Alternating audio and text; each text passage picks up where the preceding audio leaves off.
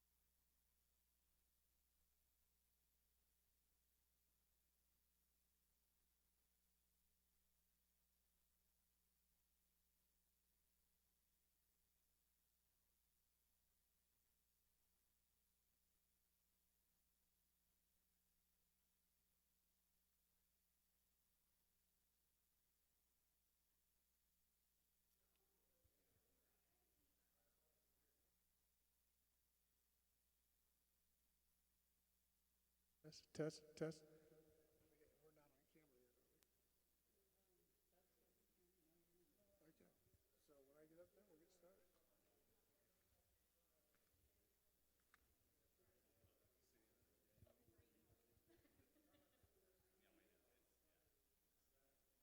You guys ready? Christina, are you ready? Okay, let's get started. Hey, good evening. We'll try it again. I say good evening, you say good evening. Good evening. Hey, I'm David Dendy. I get to be the pastor here at Mountain View Presbyterian Church, and thank you for coming out tonight on just a really important night. And I was trying to think, what do I say at the beginning of a meeting like this? And my heart is just saying, it's so sad that we have to meet about something like this, that we even have to gather to have a panel. We even have to have a panel about this. We have to have people who are in charge of this in our Metro Police, that we have judges who have to deal with cases like what we're going to be talking about tonight. It breaks my heart. And so thank you for coming out and showing your interest, that you have a heart for our young people in our community and our world who get taken advantage of, who get trafficked, who get sold, who get abused, who get tortured, who get all those things. And my childhood wasn't like that. And yet there's thousands upon thousands upon thousands of kids that this is their life. And we have an opportunity to help them out. So thanks for coming out.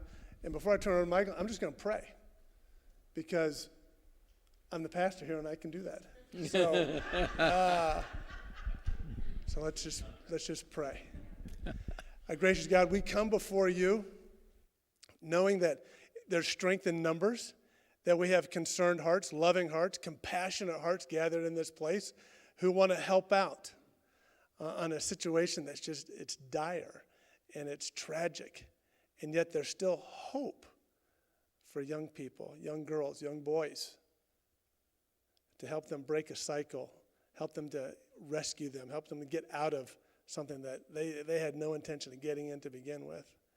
And so thank you for our panelists. Thank you for Rotary Club International for coming here, for sponsoring this.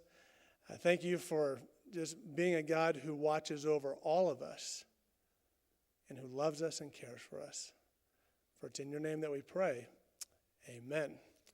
And now I'd like to turn over to our Rotary Club president, Michael Turner. Thank you, and good evening, and welcome to the Child Sex Trafficking, Are Your Kids at Risk? Grassroots Forum that is sponsored by the Las Vegas Summerlin Rotary Club. Our club has served the community for 25 years now, and we conduct humanitarian projects, many of them focused on at-risk youth. Rotary is an international organization of 1.2 million members spread across 160 countries. 15 months ago, the club established the Child Sex Trafficking Committee, which is comprised of 17 Rotarians and 4 community members. I do want to especially thank Lynn Green. She is the Las Vegas Metropolitan Police Department manager of the Victim Services and Human Trafficking Division, for her unwavering support and counsel in putting this project together. The purpose of the forum is to educate the public about child sex trafficking in southern Nevada, and to launch a grassroots community movement to further educate people in our community. Why? According to the National Human Trafficking Resource Center, the proportion of sex trafficking victims in Nevada is higher than the national average. According to an August 26, 2021 Washington Post article, at least 290 minors were arrested for prostitution-related offenses in 2019. The state that arrested the most, 110, was Nevada. So we need to realize that most of the children who are trafficked are not brought into the community. They live in our neighborhoods. And they can be from North Las Vegas, Summerlin, Bonanza, Henderson, Spring Valley, wherever our community stretches to. And it's a serious crime. Children are often repeatedly violated, and of course, they're vulnerable to abuse and exploitation. and they also suffer from tremendous emotional trauma, and much of this lasts a lifetime. So tonight's panelists will be offering information to educate you about the extent of child sex trafficking in Southern Nevada and what law enforcement, the judicial system, and social service agencies are doing to assist the victims. When you came into the auditorium tonight, you were handed a note card for questions. Please write them down, and they will be passed up to me, and at the end of the panel discussion, we will have them address the questions. Our first panelist tonight is Lieutenant William Machko. He is in charge of the Las Vegas Metropolitan Police Department Vice and Sex Trafficking Investigations Section. And that section investigates all prostitution and pandering related crimes, including sex and human trafficking. His detectives work with the tourist corridors as well as problems throughout the valley. His section also partners with the FBI as part of the Innocence Lost National Initiative, which addresses the growing problem of domestic sex trafficking of children in the United States. After graduating high school in Las Vegas, Lieutenant Machko joined the U.S. Army, rose to the rank of sergeant. He supported Operation Enduring Freedom and Operation Iraqi Freedom. He joined the Las Vegas Metropolitan Police Department in 2005. He served as a field training officer and gang detective. Upon promotion to sergeant, he became the supervisor of the Southern Nevada Human Trafficking Task Force in partnership with the FBI. When he was promoted to lieutenant, he was elevated to his current position. Lieutenant Machko has been the recipient of the Crisis Intervention Team Officer of the Year, the LV MPD Life Saving Award, and the Medal of Honor for his actions on 1 October. Lieutenant Machko. Thank you very much. Appreciate the introduction, and I appreciate everyone else that's here tonight. On the board up there, I have my contact information, and if anybody does have any questions after this forum and you want to reach out to me, my email's up there. It's w8525m@lvmp.com. If you want to contact our section, there's a normal Vice email up there, and then also there's the phone numbers up there. So if you do have something that you want to follow up after tonight, I'll be happy to get back to you and respond from email. Go ahead on to the next slide. So I guess being on the panel here today, the first thing we'll talk about is what is sex trafficking for anyone that's unaware. And simply put, sex trafficking is modern day slavery. And it's where people profit from the control and exploitation of others. In illegal and understandable terms, it's when a person is induced by force, fraud, or coercion to engage in commercial sex act, become or remain in the occupation of prostitution. However, if the person is induced to perform a commercial sex act or remain as a prostitute under the age of 18 years old, force or fraud and coercion are not necessary. Children who are exploited into the commercial sex trade are viewed as victims by law and by practice by police officers. Go on to the next slide. So I guess the question that we have here today, being on the panel, is how can I, as a citizen, as a community member here in Las Vegas, make an impact in human trafficking? Go ahead. So to me, when people ask me that, the first thing I say is change begins in your home. And what I mean by the change happening in your home is, do you allow the glamorization of the criminal culture, of this criminal culture in your life? And a lot of people would say, well, what does that mean? And the thing is a lot of TV shows that we watch, a lot of the music that people listen to, they glamorize the pimp and prostitute subculture, and they make it seem like it's the cool thing. It's like it's an exciting thing. It's a glamorous lifestyle that people are living. However, in reality, it couldn't be further from the truth.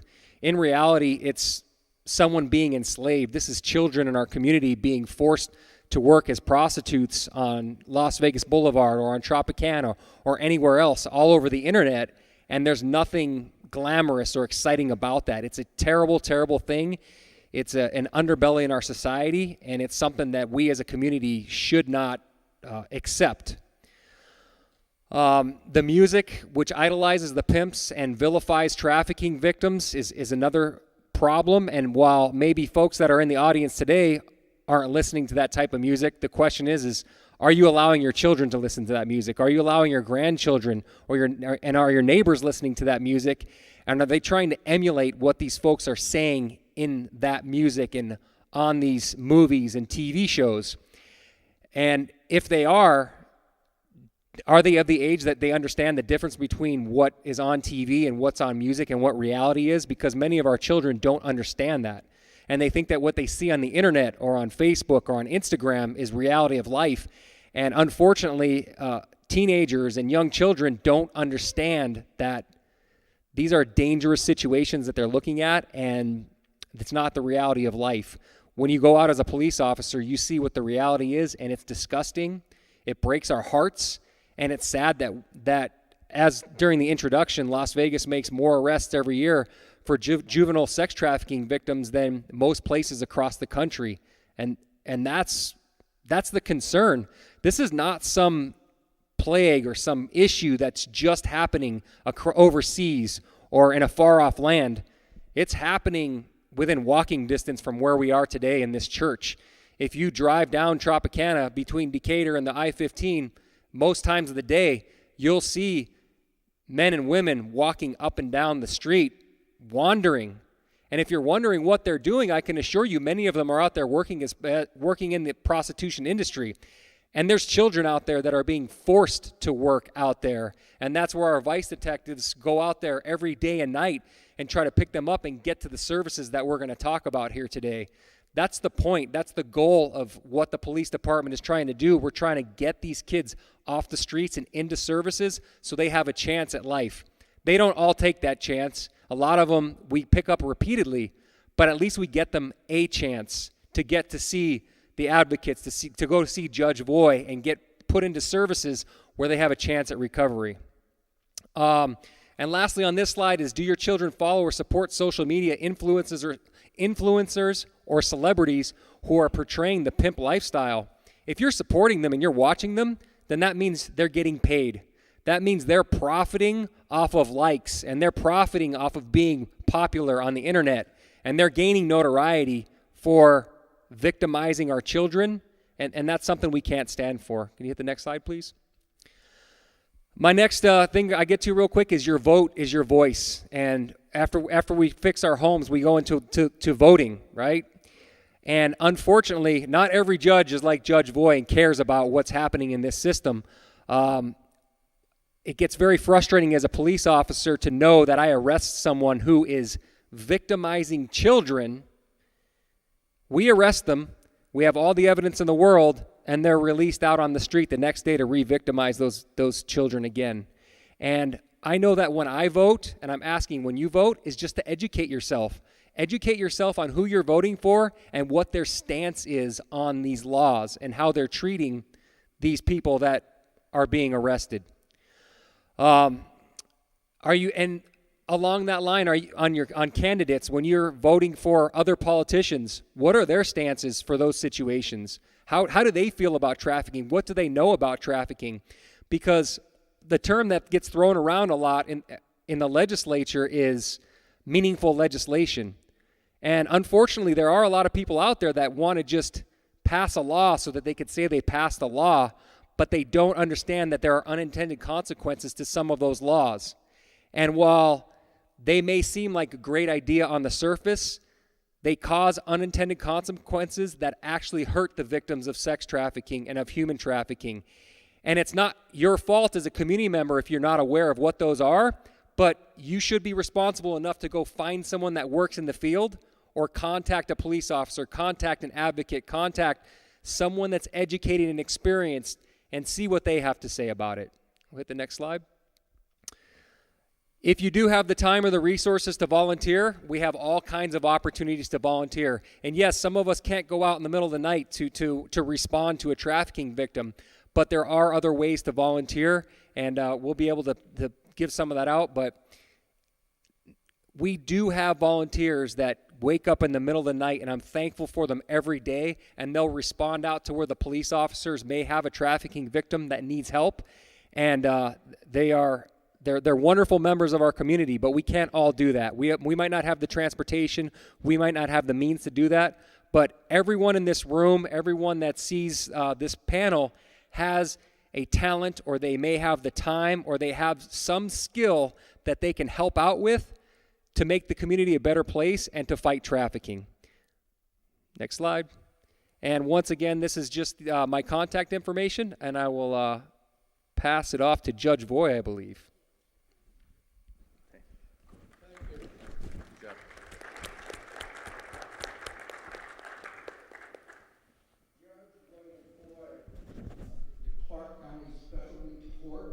For sexually exploited youth. In 2005, Judge Voy established the nation's first specialty court for sexually exploited youth.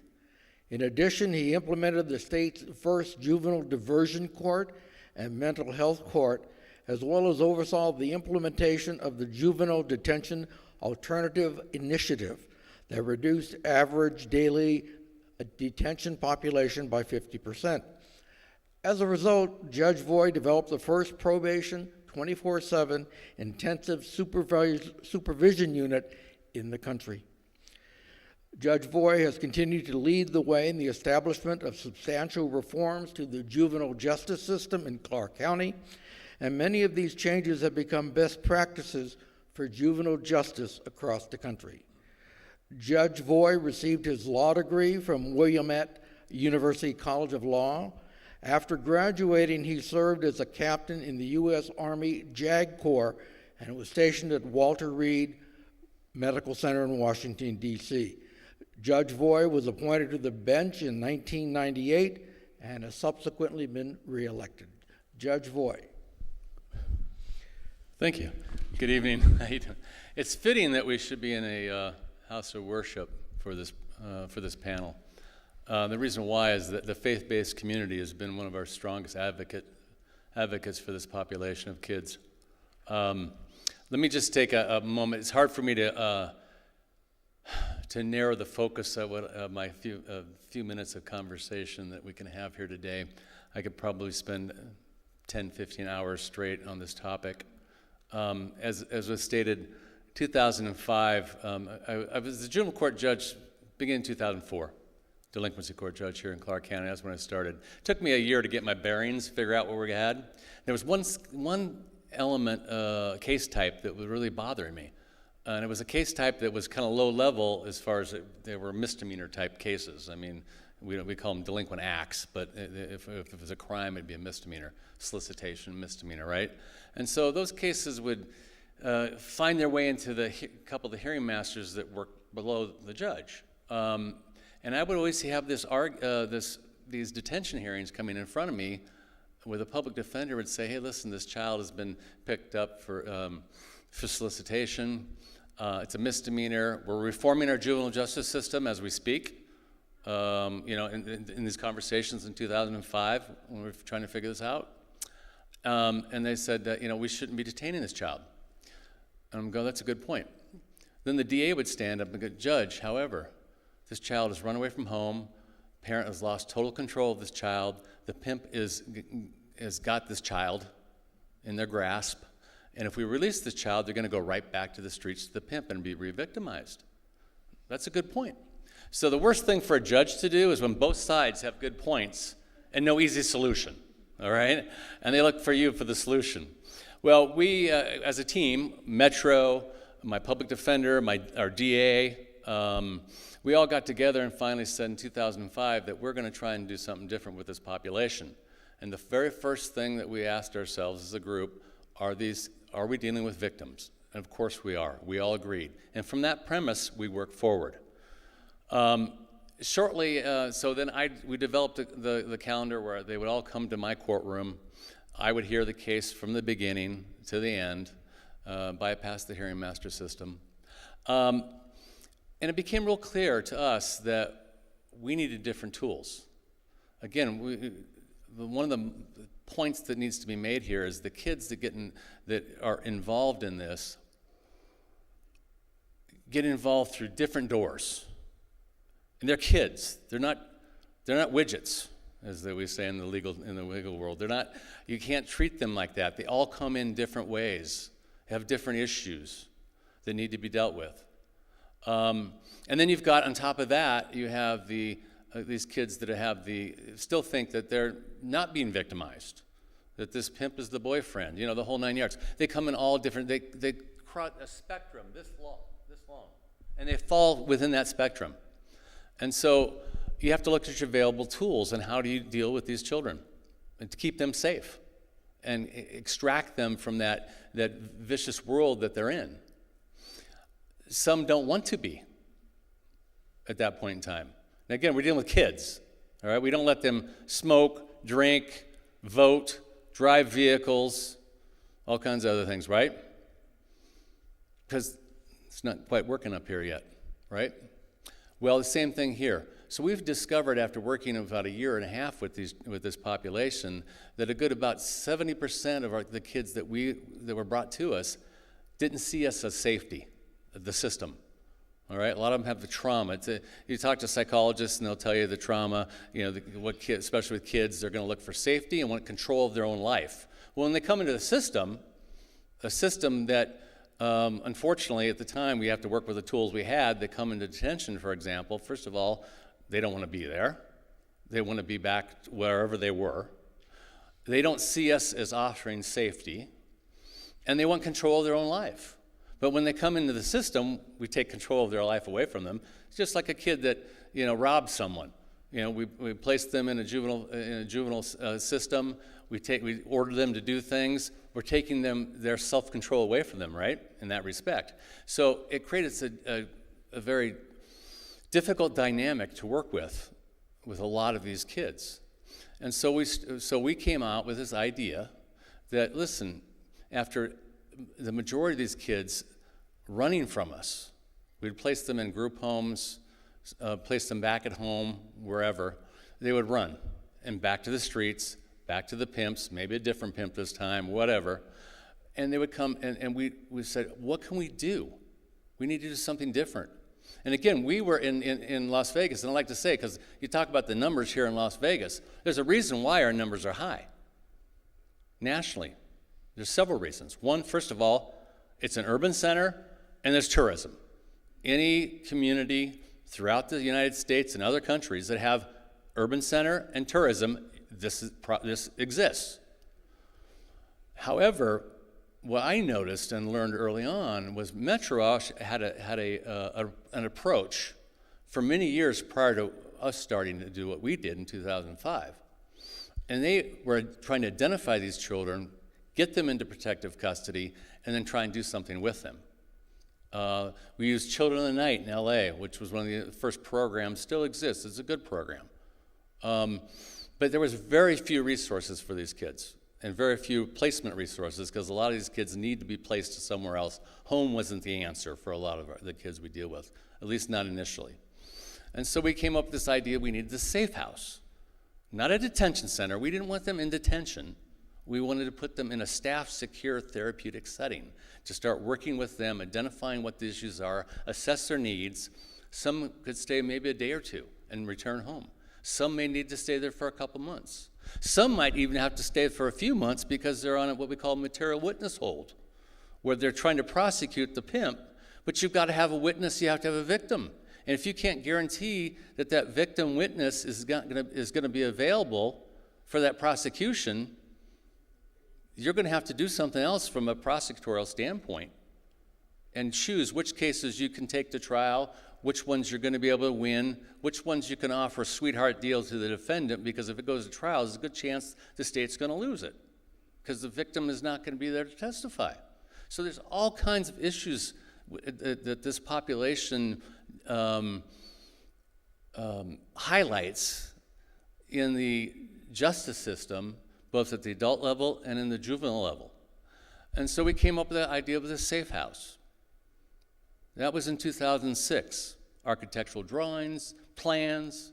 There's an outfit called Shared Hope International that's done great work throughout the world in this area and here in North America also.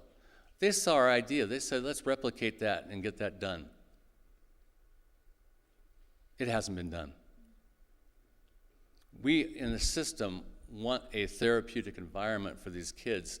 We have not, that is staff secure for those percentage of kids that don't want to stay there where we work with them. And so for years, we've been trying to get the public, our politicians, executive branch folks, help fund it. It hasn't happened. And we've struggled. The Safe Harbor is an initiative that started about in 2009. And it's been replicated in California, New York, other states across the union. They pick the child up, take the child to a group home, not staff secure, and say, stay here, we're going to treat you like a victim, we're going to help you. Majority of those kids leave. I want to try to protect as many kids as possible. I think we all want to do that, right? So the answer to that was this idea of this staff secure, because you can't hold a kid against their will under two conditions. One, the juvenile justice system can, or mental health. But unfortunately, a lot of the kids that we deal with, their mental health issues don't clinically rise to that level that need to be in a staff secure facility. So we would release them into a non-secure type environment, staff secure, and again, lose these kids back to the streets. Some killed. I still have files on my desk of the kids that were in our system briefly and are no longer with us because we didn't have that other option.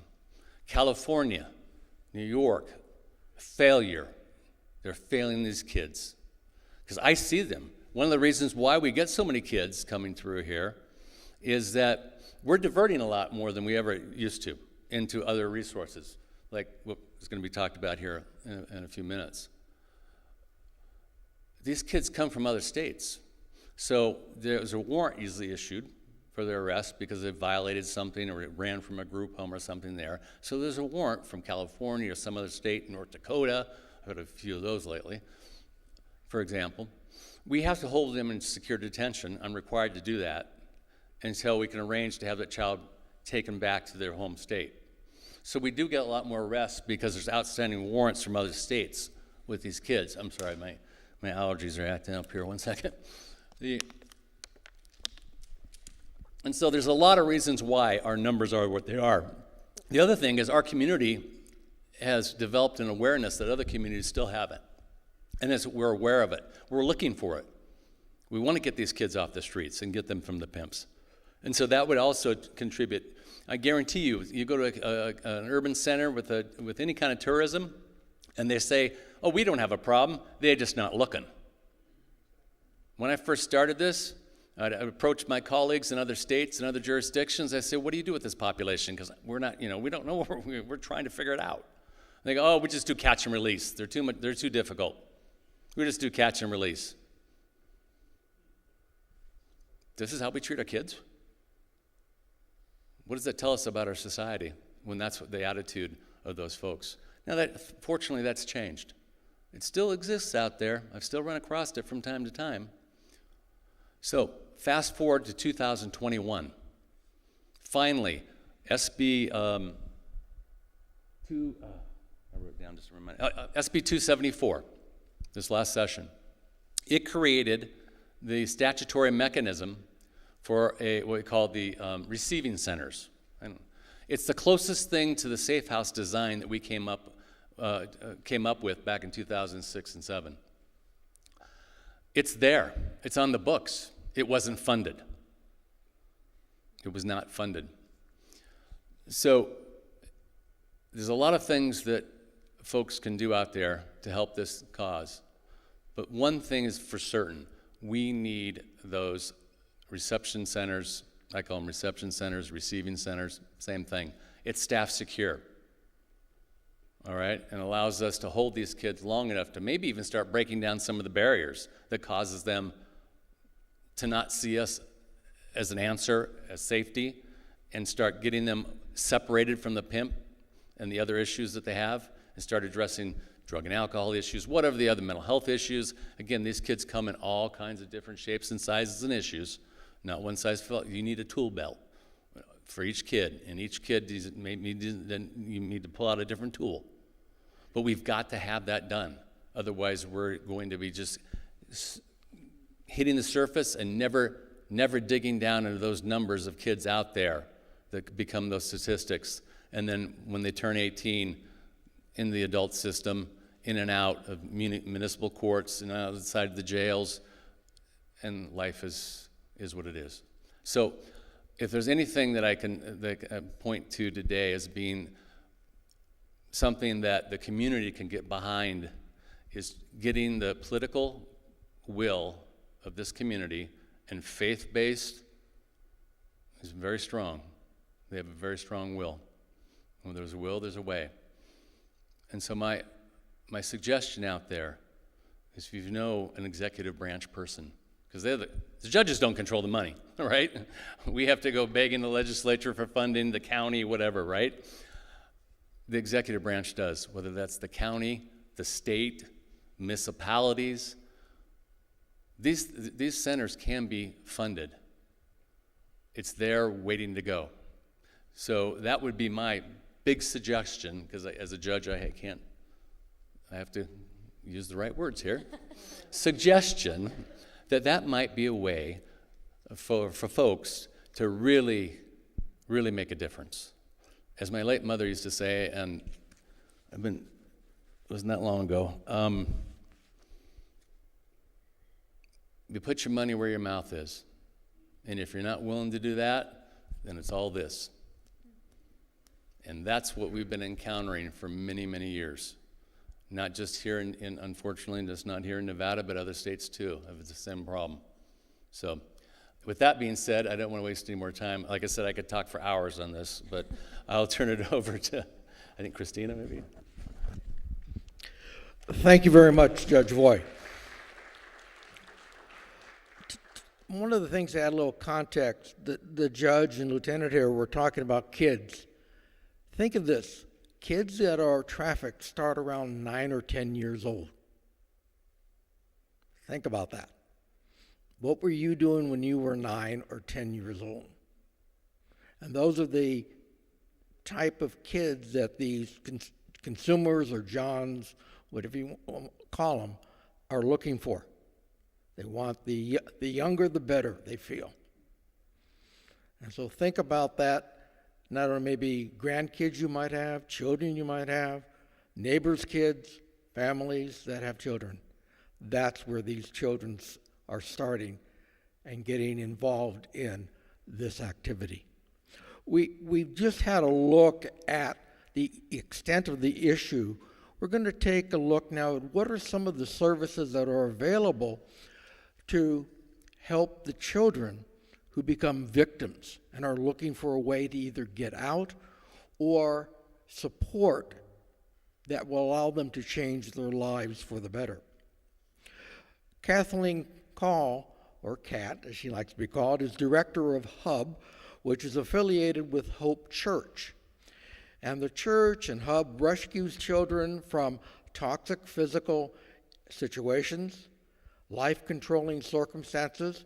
Maybe they're involved in danger or unhealthy environment, or subject to abuse and exploitation.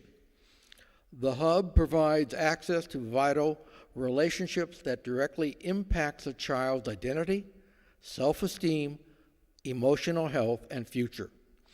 Recovery from trauma and exploitation offers children the opportunity to improve their life and to become self-sufficient. Kathleen has a bachelor's degree in social work from UNLV. She chose this field because she wanted to get involved in the fight against human trafficking. Kat truly believes there's a way for everyone to get involved, and that starts with education. Kat? Hi, everyone. Thank you for the intro. So, first of all, I was laughing that I was on this panel because I'm up here with literally a lieutenant and a doctor and a judge, and then there's me. But I think that, and Lieutenant Machko said it himself, there is a role that everyone can play, and everyone does have a part to play.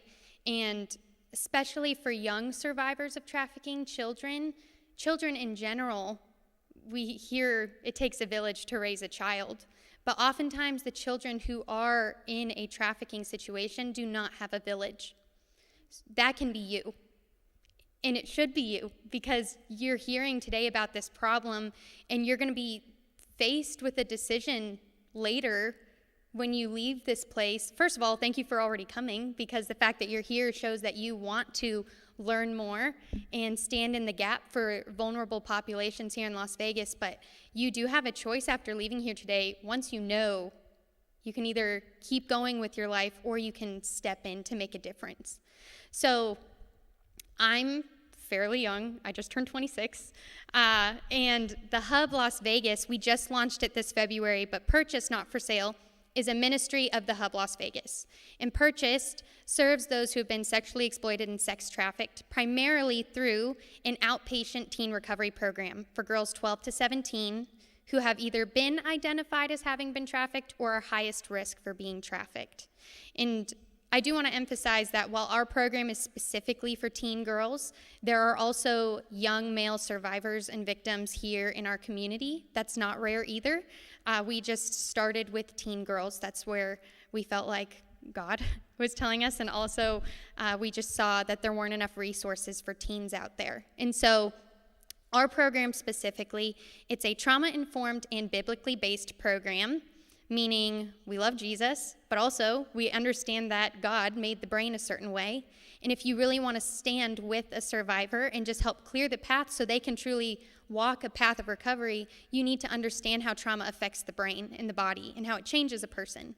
Because when you have a trauma-informed program, it means that you understand what that child has been through to some extent, and it means you'll understand their behaviors. And I think that's super important, because these kids, first of all, the girls in our program, they're hilarious, and they're witty, and they're funny. They're genuinely some of the funniest people I've ever met. And so often they've been pointed at as the bad kid in class, when really they've been through a substantial amount of trauma. And if you sit down and talk to them, they're kids. And so our program, it's kind of like a tiny, weird school. We're like a family. We're super tight-knit.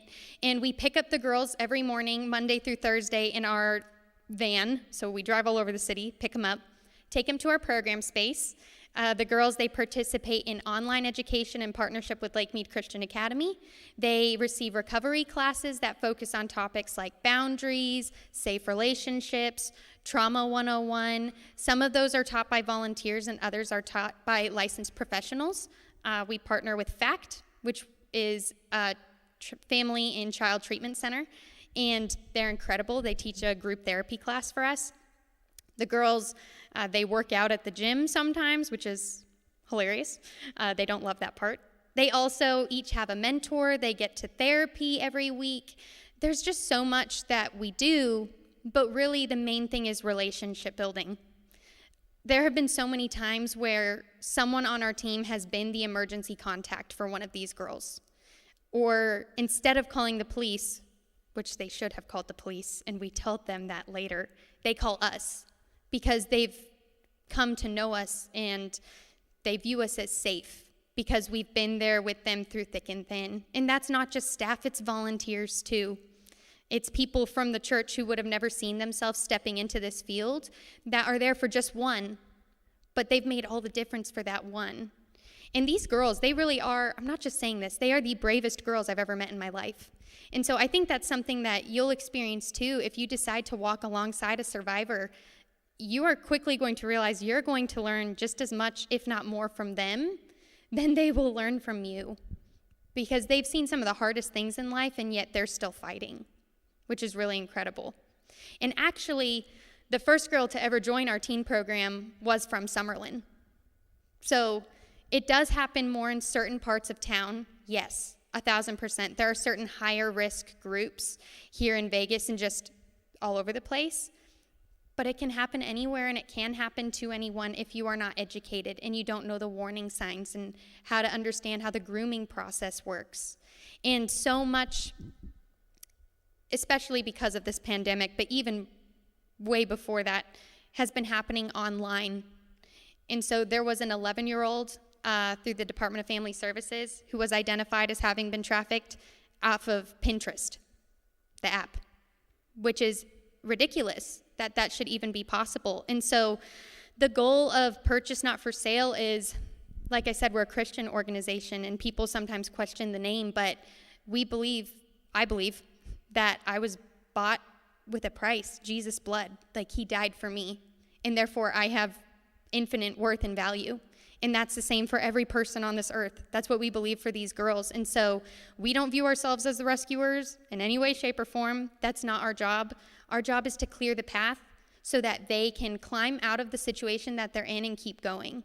And I mean, you've heard from Judge Voy, you know, he's seen all kinds of things in his courtroom. And it's so funny because we have girls in our program who will say, yeah, I was in court and I didn't like what he said.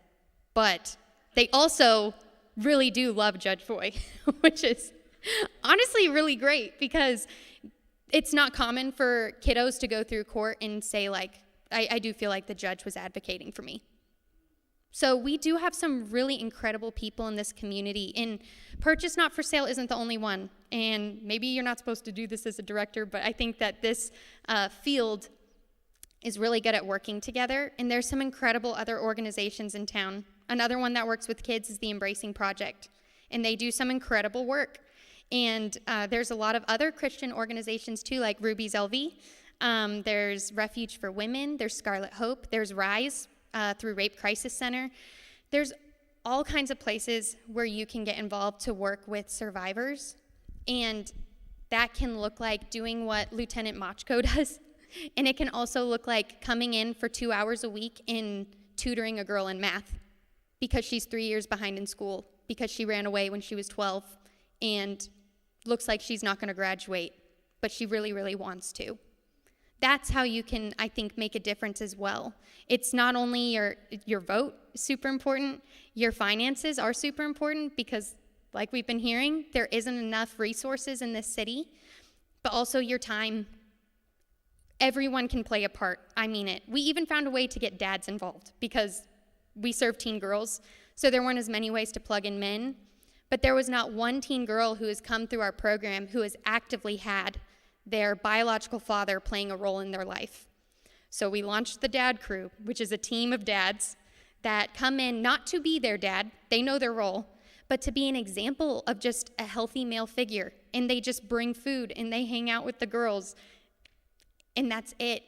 But that begins to rewire the brain, and that begins to change how you process people and how you distinguish safe versus unsafe. And that means that these girls are beginning to heal from their trauma.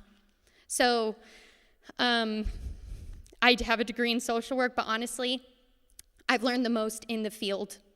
And that has been the greatest blessing ever. It's changed my life. Like, I don't know what I would be doing if I wasn't doing this. These girls are honestly just some of my favorite people ever. And so I'm grateful to be a part of it, but that can go for all of you too. So I just want to encourage you guys here today. First of all, you're already advocating for the vulnerable by being here tonight. Like, you took time out of your day to come here to hear people speak about this. That's a big deal. So just know we're grateful for you too, and I'm grateful to be here. But I'll go ahead and pass it to Dr. Christina. Thank you, Kat. How many of you post on the internet? On social media pages? How many of you post pictures? Yeah. Yeah. How many of you post pictures of your grandchildren or your children, underage children, I should say?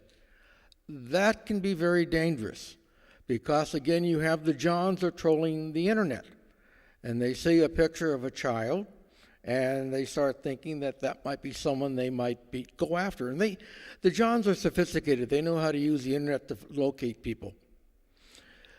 The other thing is that also I've seen some pictures of young children where someone will say, oh, he looks cute, or she looks beautiful. How old is she? Well, you don't know who's responding when you say she's 12 or 15 or whatever it is. And so we have to be careful what we do as adults, but at the same time, as parents, you have to be also very careful to monitor what your children are posting on whether it's Instagram, whatever they use, Snapchat, Instagram, Facebook, you need to also monitor what type of pictures they're posting, that they're not maybe pictures that might be overly suggestive or even just facial shots of themselves, because that is what the consumers are looking for. And they troll these sites, and that's one of the ways that they attract victims and hook them in, is by looking at the different apps and that we have that are available. And as the judge said, these children are immature. They have no idea that they could get themselves in very dangerous situation. And so we have to be their advocates.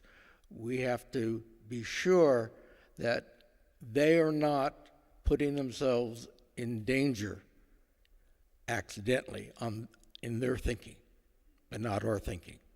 Okay. We're going to turn now to Dr. Christina Vela. She is the CEO of St. Jude's Ranch for Children. The rancher's vision is to break the cycle of abuse and neglect by mending spirits and renewing hope. For over 54 years, St. Jude has provided a safe, nurturing home with therapeutic residential treatment services to thousands of abused and neglected children in Nevada. St. Jude's Ranch for Children has made and continues to make a difference by creating new lives with new hope for these children. Just as a side note, St. Jude's here is not affiliated with the St. Jude's Hospital we hear about in Tennessee. Yeah.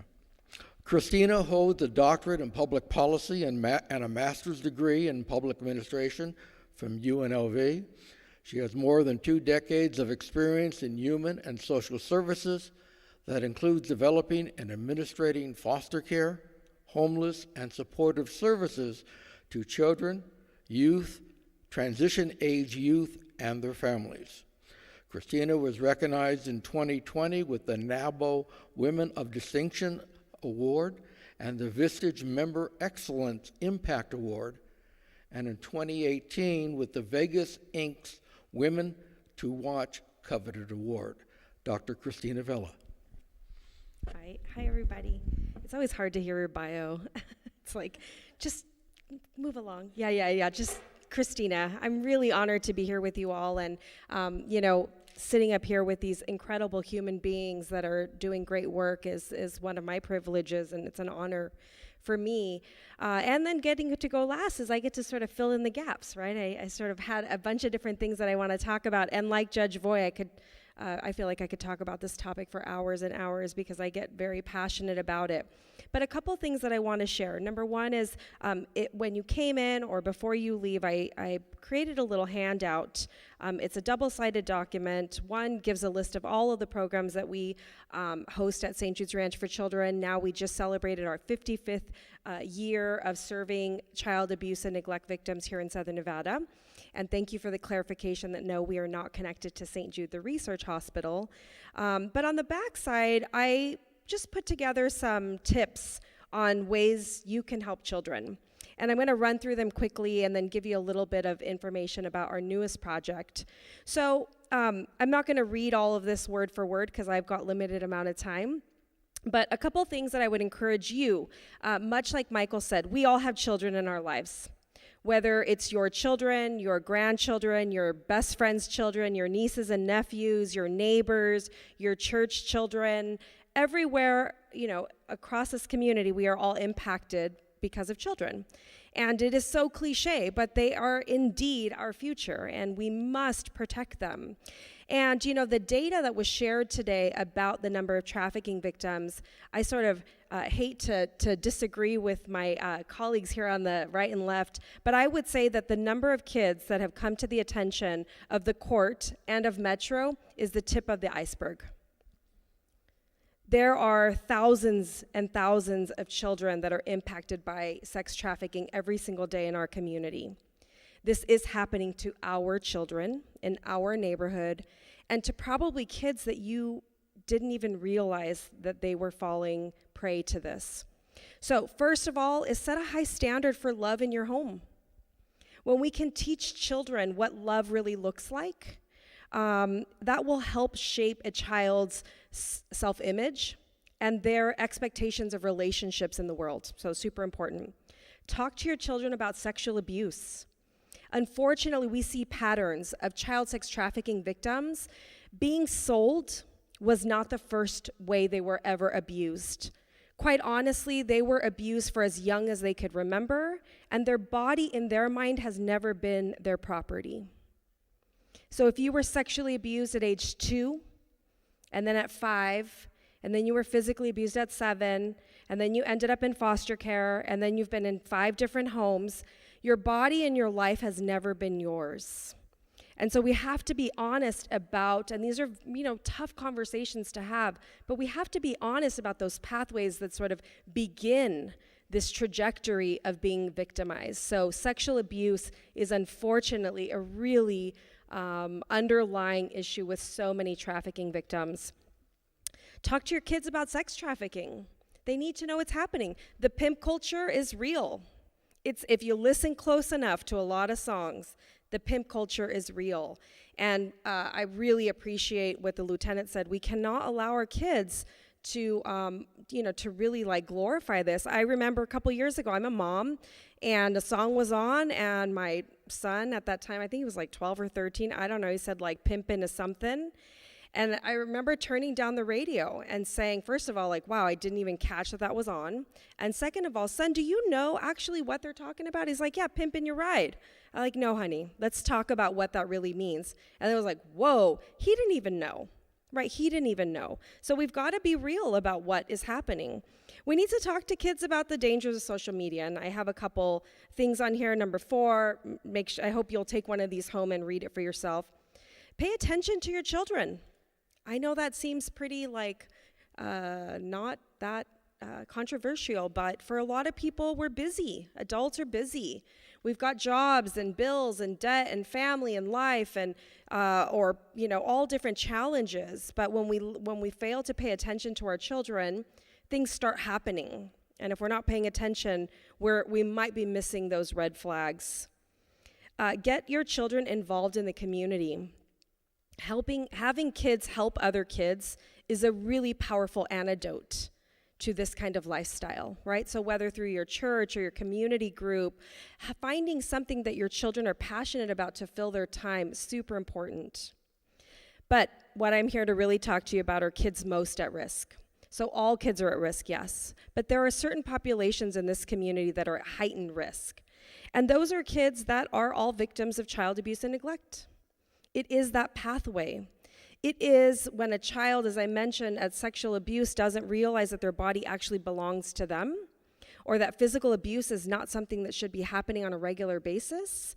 It sets them up for thinking that relationships that are abusive are natural or normal or just the way it is. As mentioned, St. Jude's Ranch for Children has been serving child victims of abuse and neglect for 55 years, and we see it. We've seen it time and time again, that by the time a child has been trafficked, they can talk about years of abuse and neglect before they ever got trafficked. So I want to just, real quick for time, I want to actually give you a story of what does trafficking look like. I think we've described some of how we get involved and, on the strip, or they show up in the courtroom. But here's a story, and I'm going to use a generalization just to make it easy for us. So we have a 15-year-old girl, and she spends a lot of time on social media, and she feels pretty alone in the world. It could be one of 2 reasons. I'm going to give you 2 pathways. One is she's been in foster care for a long, long time. She's lost touch with her siblings. She doesn't know where her mom is. Her dad's in prison. And she feels pretty alone in the world. Or a girl who is 15, comes from an affluent family, whose mom and dad have great jobs and spend a lot of time traveling to their jobs or on trips and are not really available. So that 15-year-old's pretty vulnerable, okay? Whichever pathway you want to go. Social media, she posts pretty pictures of herself and says, oh, I'm so lonely, or I don't have a lot of friends. And yes, somebody is trolling those pages, and if they're open to the community, right, they're not like locked, or I can't think of the word. Private, yes. If they're not set to private, anybody can see those things. And so a DM comes in. Anybody know what a DM is, right? That direct message, that unsolicited message that we all get from people trying to sell us things or whatnot. But a DM might slide in and say, "You're so beautiful." And if you're a broken-hearted kid who doesn't feel seen in the world, it's all about kindness and love. And, the young person doesn't know that the person's intention on the other end of that phone or the computer is not pure. And it's not that it's a 15-year-old boy experiencing loneliness also. And next thing you know, they're meeting up at the mall. And then he's kind to her and says, "Wow, when's the last time you've been shopping?" And she's like, "Oh, I haven't been shopping." And he takes her shopping. And then he takes her to lunch, and then they talk about trips to Hawaii. I mean, like, the grooming process can happen for months. Then he takes her out to buy a pretty dress, and he says, "We're going to go to my friend's party tonight." And she says, "Okay," and he's picked her up from her home, so he knows where she lives, and he knows that she has a little sister, and that her grandma lives down the block, right? So now he knows things about her. He picks her up. She looks beautiful. He makes her feel beautiful. She's in a fancy dress. She got her nails done. She's going to a party. They show up to the party anywhere, any house, a hotel, whatever. He tells her, "You love me, right?" "Well, yeah, I do love you. And we do all these nice things together, right?" "Yes." "And we're going to go to Hawaii soon, right?" "Yes."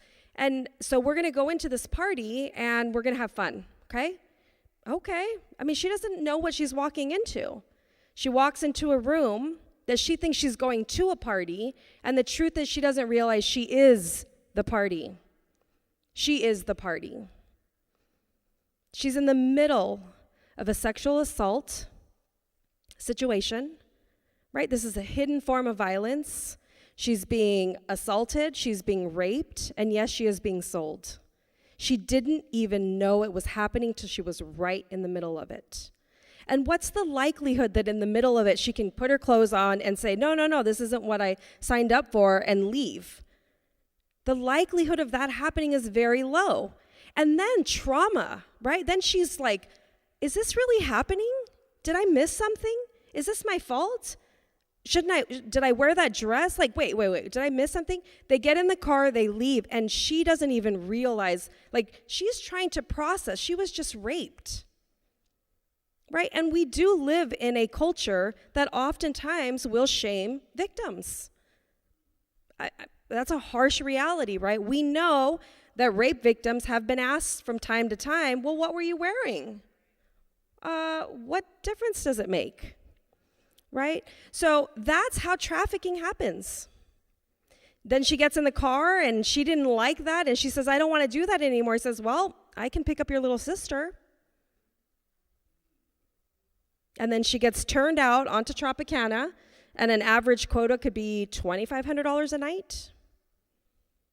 Imagine how much walking and engaging in high-risk behavior you have to do for a $50 a night interaction. So if your quota is $2,500 before you can go home to get some water or food or get off your feet because you're wearing some shoes that are not comfortable, that is the world of trafficking. That's it right there. Would you agree? Is my microphone turned off? Let me borrow yours for a second. Yeah. So the interesting thing is, if you think that story is far-fetched, over at Metro, year to date, we have already arrested hundreds of pimps. And exactly what she said is, these undercover investigations, this is how we start. We post a picture on social media, and we just wait for the DMs to come in. Hey, you look cute. Oh, do you want to meet up at the mall? Not my picture. No, they wouldn't come for me. Yeah, not my picture. And the DMs come in, and this is how many of these undercover operations happen. So if it's happened to us on a police department, and we just wait, and the messages come in, hey, not doing much, we'll meet you at the mall, and we go we take our undercover, usually a female officer that's younger, and go out, and then the pimp meets us and tells us exactly how much money we're going to make, what we're going to do, what we have to do for that money, that he takes us shopping, takes us out to dinner. Well, not me, I don't go out to dinner, but the undercover. And then by the end of the night, he's laid the entire game, the entire process on the line. And ladies and gentlemen, hundreds of arrests. It's not like we're waiting around for business. What I'm saying is this is happening continually. So it's not some anomaly. So. Yeah, unfortunately, the story is real, right? We see it. And an 11-year-old, yes, we at St. Jude's, we got called for that 11-year-old. And you're like, well, what is it that we're supposed to do? Some of the challenges, I'll wrap in just a second. Some of the challenges is what Judge Voice said, is that still to date, there are little to no resources. So where those children go is still the juvenile detention facility.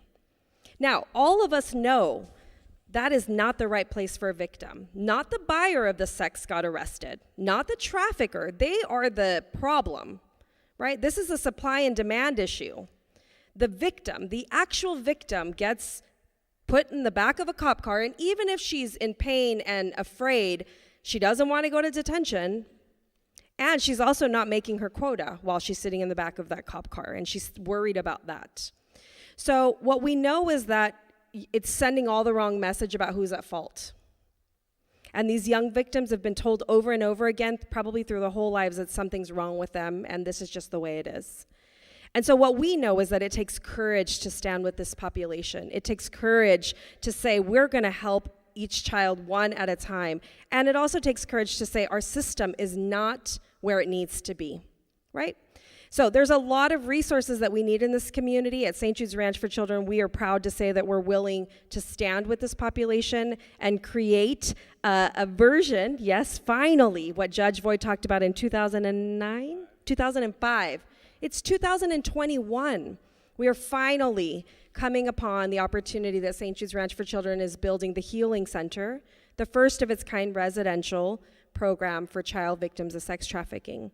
It will be a place of restoration, a place of hope, a place of joy, because these young people are incredibly resilient. They're talented and beautiful and have dreams and goals. If we can just help them shed away the trauma and realize that what's happened to them does not define them, it is not their fault, but they have a choice about how to live their tomorrow. And so that's really what our goal is all about. I'll leave you with a couple things. Ways that you can get involved, lots of comments already. You can become a foster parent. If you have some extra time and you have an extra bedroom, you can become a foster parent that helps maybe not a sex trafficking victim at 15. Maybe it's the 7-year-old who's already brokenhearted, that's already thinking, this world, I must not be good enough. Right? So you could be a foster parent. So you can call, St. Jude's, there's lots of other organizations. We'd be happy to talk to you about becoming a foster parent. You can volunteer. Again, as the lieutenant said, volunteering can help you. You will learn so much. You can also help, of course, impact the life of a young person. And on the form that I left you, I'm so proud of myself. I learned how to do QR codes. So there's 2, and now you know how to use QR codes because, COVID taught us how to go to a restaurant and scan a QR code. But there's 2 QR codes on this piece of paper if you didn't grab one on the way out. The first one is to St. Jude's Ranch for Children. If you've never been to our campus, please call me. We have a 40-acre campus in Boulder City. I promise you, if you've driven to Hoover Dam, Lake Mead, or Arizona, you've driven right by us.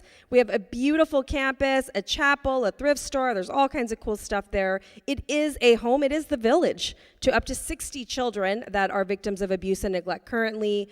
We have a pregnant parenting teen home. We have all kinds of specialty services. Then, as part of our 40 acres, on the furthest part of our campus will be the Healing Center. And the second QR code is to the Healing Center. And if you go on our website, there's a virtual tour that you can actually take. It's a gorgeous place of healing and gardens and a tortoise habitat and an on-site school, 6 homes. It will be home for 63 abused and neglected and child victims of trafficking, the first emergency shelter beds, so that at 2 o'clock in the morning or 2 o'clock in the afternoon, these young people can bypass going to detention so they can come to the Healing Center. And the last thing I'll offer is that our prosecution rates are pretty low. And there's a research study. Actually, there was an article in the Washington Post just about a month ago. And if you haven't seen it, research Las Vegas 15-year-old arrested sex trafficking in the Washington Post. It's a very in-depth story. It's hard to read because it highlights where our system is flawed. But in there, it talks about research that Arizona State University did about 922 victims that have been identified, child victims, over the last 8 years. In Clark County, Metro did a great job of giving unprecedented access to child victims. And what we recognize is that these young people have an incredible amount of violence in their lives. They only have 40% of that 922 kids had a missing persons report filed on them. So when you think about how is that possible that children are being sold on our streets, are running away from home, families don't know where they're at, and only 40% of them had a missing persons report filed on them. Now, maybe not everyone needed one. Anyways, long and short of it is we recognize that it is time for this community to not only have an awareness, but yes, to support through fundraising, and we are proud that we will be breaking ground on the Healing Center January 2022, so just in a couple months. We are still actively fundraising, so when you look on that QR code on our website, for as low as $100, every single one of you can be a founding champion of the Healing Center.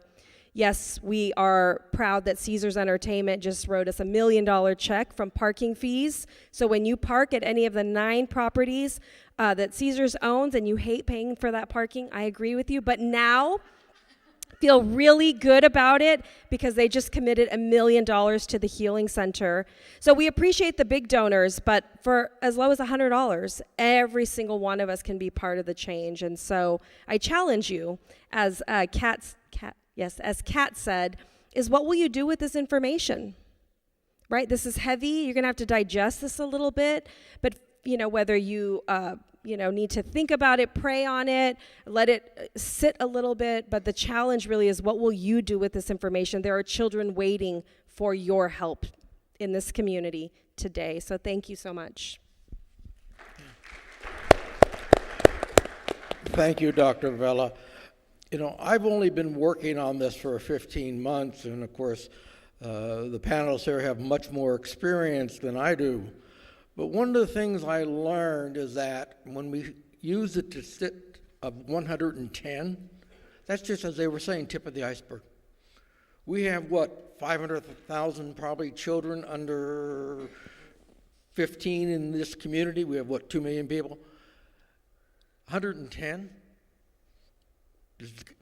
There's more than that, but it's a silent crime. We don't know about it because even though they do pick up some on Tropicana, a lot of this happens in private homes, some of the flea bag motels we have here in town, and the people, the consumers, also come from all demographics. They can be a minister, they can be a CEO of a company, they can be a plumber, they can be one of the floor supervisors in a casino. They can be your next door neighbor. They could even be your husband. They could be somebody in your family. They could be a teacher. That's what makes this whole thing so scary, at least from my point of view. And it should be scary from your point of view as adults, that our children are being exploited primarily by men who are looking for, I guess, some type of sexual outlet, and they are not going to stop. It's like smoking cigarettes or an alcoholic. It's going to continue. And so, as the panelists were talking, we need to educate the community not only about these situations, but also educate parents as well as children what to do if they are in these type of situations. I'm going to come down here now and go to the audience and see if you have some questions for our panelists.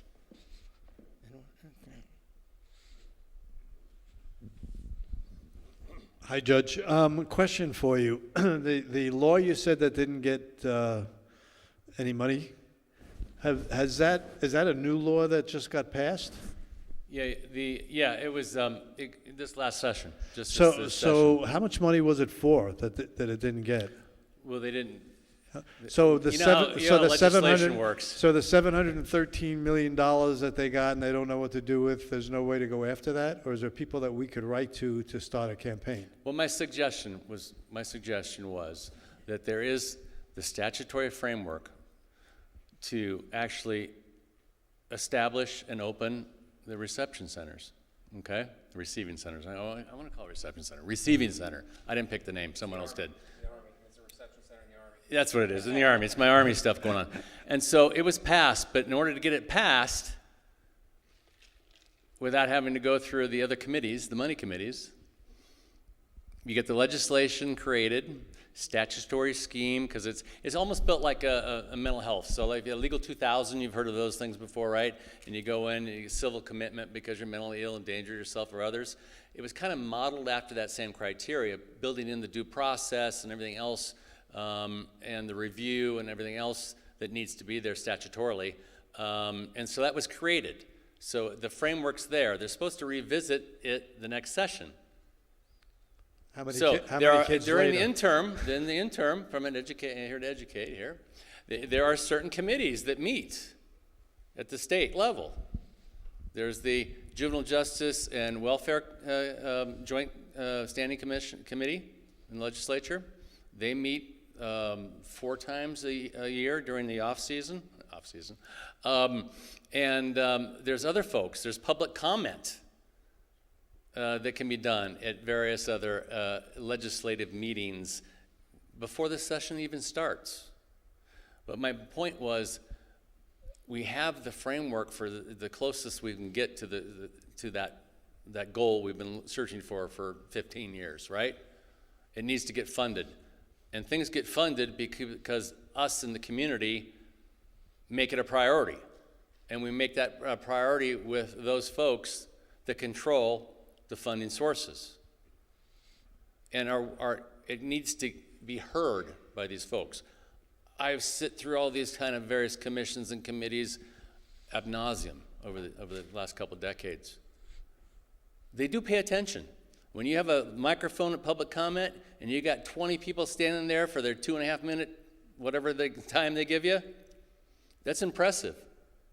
Because I've been at the other end, sitting and watching that come through. It gets attention. And I don't think enough of that from the community has made it to those folks that need to hear it. But it's there, ready to be funded.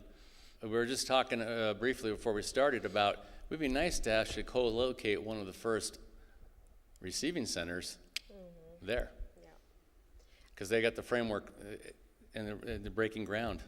So, but my point is, that's where, amongst all the other things you can do to help this population and to make a real difference in these children's lives, your voices can be heard to those folks that can make those things happen. I'll offer, county commissioners have a tremendous amount of access to funding and to setting a priority for our local community. And so wherever you live, you have a Clark County commissioner, and you can send them a message and talk to them about, this was passed in the last legislative session. I would really like to advocate for support for receiving center. So anyways, the Clark County commissioners, I think, is a really great place to go and have conversations with them. Other questions?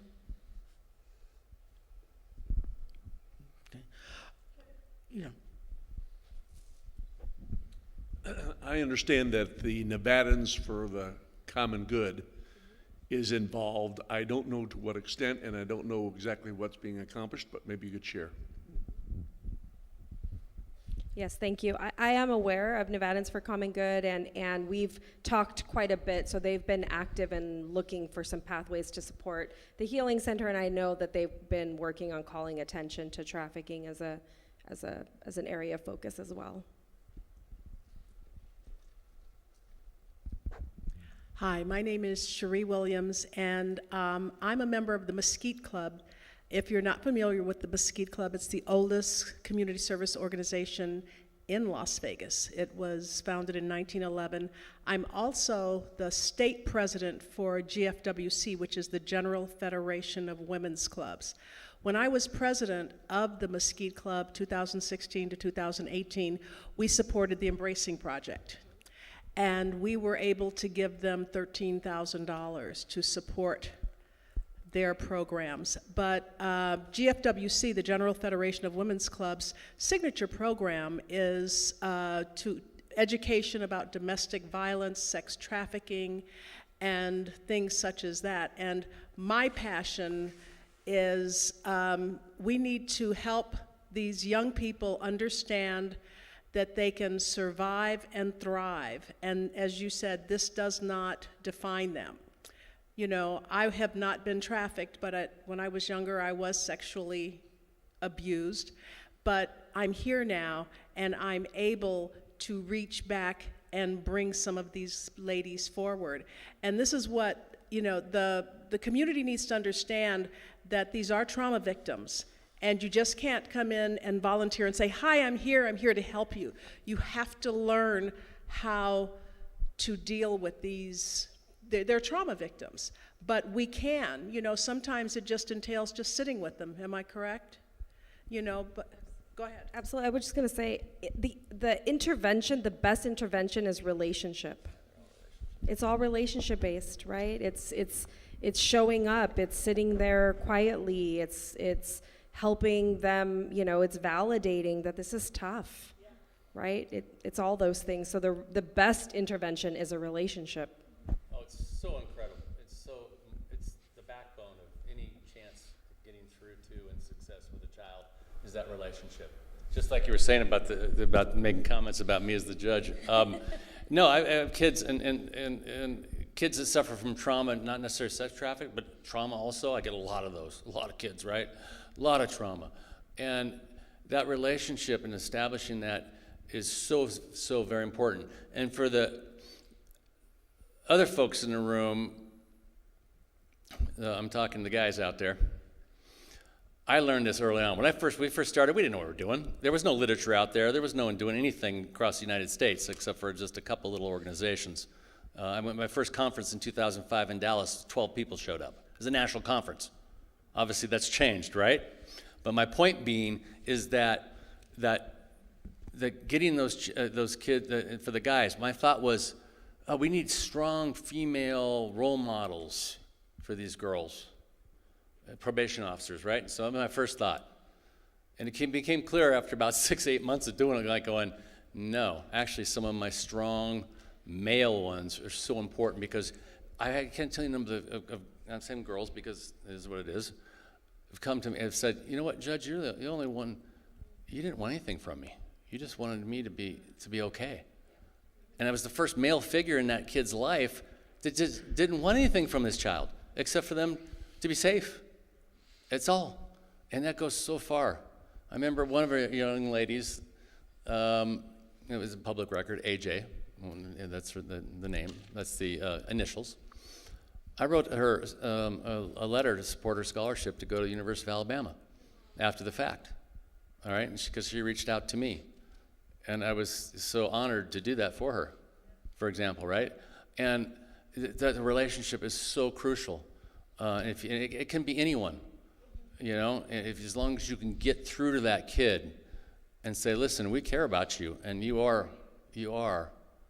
worth every ounce of our energy to help you. It's so important. Can I speak to that as well? Yeah, go ahead, Kat. So what you said is spot on. And that's, I mean, I mentioned the dad crew earlier, which is like, it's such a funny, like it makes us laugh when we talk about it, like the dad crew. But the reality is we came up with that because one of the teen girls in our program was jokingly calling me and several other staff members dad. She was like, hey, dad. And we're like, hey, okay. And then when it was like funny, she made a whole chart and started giving us stars when we would do dad-like things. And we asked her, like, why do you call us dad? And she said, well, I don't have a dad. Like, it was just so, there was no hesitation. There was no, it was just it's her life situation, you know? And so relationship building, one of the most incredible stories that I've seen out of the Purchase Not for Sale program was we had a teen girl who was meeting with her mentor once a week and really needed a place to live. And we have a program in the Purchase program called Reclaimed Homes, and it's where we partner with the Department of Family Services to train licensed foster families on trauma care and trafficking so that they are a more equipped foster home for these girls. The downside is we launched it about 10 days before the pandemic, so that made it very difficult to recruit. But this mentor built such a strong relationship with this girl. Her husband was able to walk with her as well, and they ended up going through the licensing process, going through the reclaimed home trainings. We wrapped her foster parents with support, and we wrapped the teen girl with support, and she ended up moving in with them 2 days before Christmas, and she's still with them now. And that's because they had a relationship, because fostering is really hard. So when Dr. Christina said, like, be a foster parent, you can't advocate for children who are being trafficked and not also have a heart for those experiencing homelessness or foster care or a drug addiction. It's all connected. And we oftentimes try and pull them apart and just label them as different problems, but they tend to all be latched together. But I just, with all the talk on relationships and males getting involved too, I just felt like I should share that as well. Okay, thank you.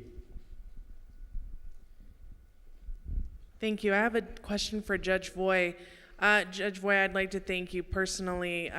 I myself have heard numerous stories on your compassion and empathy and understanding towards the girls that we serve. I am the founder and president of Ruby's LV. I spoke with you earlier. I used to be with Annie Lobert from Hookers for Jesus. We still work very closely together. So I'd like to thank you very much for what you have displayed to these young girls as far as when somebody really cares. And it's made its way around the streets. So I wanted to thank you for that. With that being said, Judge Voy, how do we get the rest of the judges to become trauma-informed in not only, I know when they are making a ruling, they have to follow what the law says, correct? But in that, you guys carry so much power in the direction of these children's lives. What can we do as service care providers to partner more and provide more education? What is it that we need to do to make sure that the judges are more trauma informed? I've also become a fictive kin foster parent in our journey, taking in 2 children that belonged to a gal that had been severely traumatized and trafficked from the age of 14, that now has severe mental health issues and is not capable of caring for her children in a safe and secure manner. And trying to convey and get the judge and really the attorneys in the room to understand what we're dealing with and what they're facing. I find it really troubling, and at times praying and asking God, like, why couldn't we just have Judge Voy, you know? So what can we do as service care providers to make sure that that's something that happens with judges receiving more trauma-informed training? Let me think about that and get back to you. No, what I've seen in my profession, it hasn't gone unnoticed, okay? And so we've started mandating training for judges in the family division, obviously where this comes up most often for kids. The other side I'm not sure about, but in family we've started mandatory training, trying to train the judges to be more trauma informed. I mean, we're doing it constantly. I think from the providers, I think making yourself available to the, and we can talk offline about this, but with the administrative office of the court, it's the Supreme Court, it controls all the judges in the state of Nevada. They dictate mandatory training, and they're always looking for folks to do that with, right? Not just the academic type persons coming through an hour lecture or something like that, but real folks that are in the trenches working with this population, maybe their own trauma and all that stuff, right? And getting them and being willing to volunteer and help build the other curriculum that doesn't necessarily exist right now. And also with the National Council of Juvenile and Family Court Judges based out of Reno, Nevada, which, by the way, the state of Nevada does help supplement that budget to keep it there. It's a national organization that educates and trains judges throughout the United States, and also here in Nevada, of course. This is right down their alley. So I have some contacts that I can put you in connection with to help, and maybe you could help reach out to the other folks to help build on that training, because that's where it's really at. And again, it takes a. People, one of the comments I got early on when I first started advocating for this population back in 2005 and 6, they said, well, Judge Voy his own daughter must have been trafficked or something. How can he possibly be that interested in this? And now, again, I was honest, and it floated around for a couple of years, and of course, when it finally got to me, I was like going, yeah, right, no. But it took the first 12-year-old standing in front of me early on. And I'm looking at this child going, what the? Oh, I'm sorry. I forgot where I'm at here. Normally things shake when I go in the house of worship, but so far the building looks like it's standing. It really is. I mean, it's what, and that got my attention like that. And it takes, and again, it goes to educating and picking the right folks amongst the judges you can pick from that have an interest and maybe a passion for that too, right? Because everyone's different, But let's talk offline about that, because I can plug you into a couple of real good sources of the AOC and with the National Council to help with us. Thank you. Okay. Well, I'd like to just make one comment here. They were talking here at the end about relationships. Let's flip that. What type of relationships do you have as parents with your children, grandchildren, and other children that you come in contact with? Maybe if those relationships were improved or higher quality, maybe the panelists here maybe would not have as much concern as they have. So as a community, we are responsible to take care of our kids. Whether or not we have children, doesn't matter. Or whether or not our children have grown up and have left the home, doesn't matter. We as adults need to protect our vulnerable population, our children, who might get involved in this activity. And we need to protect them. We need to educate them. And we need to educate the community as well. I want to thank Lieutenant William Matchko from the Las Vegas Metropolitan Police Department, Dr. Christina Vela, who's the CEO of St. Jude's Ranch for Children, Judge William Voy, thank you, and Kat Call from Hub or Hope Church. When you leave the sanctuary, there is a handout there. This is a card that has red flags and warning signs your child is being trafficked, how to keep your child safe on social media, and then 10 top ways to protect your child from becoming a sex trafficking victim. We also have some sign-up sheets if you're interested in joining our Grassroots movement. Fill that out. And then also we are looking for funds too to continue our campaign. And if you would like to donate, we would appreciate this. Thank you very much. I think Dr. Vela. Can I say one quick thing, please? I won't be able to sleep tonight if I didn't say this. So sorry. One of the other really important parts about combating trafficking is young men.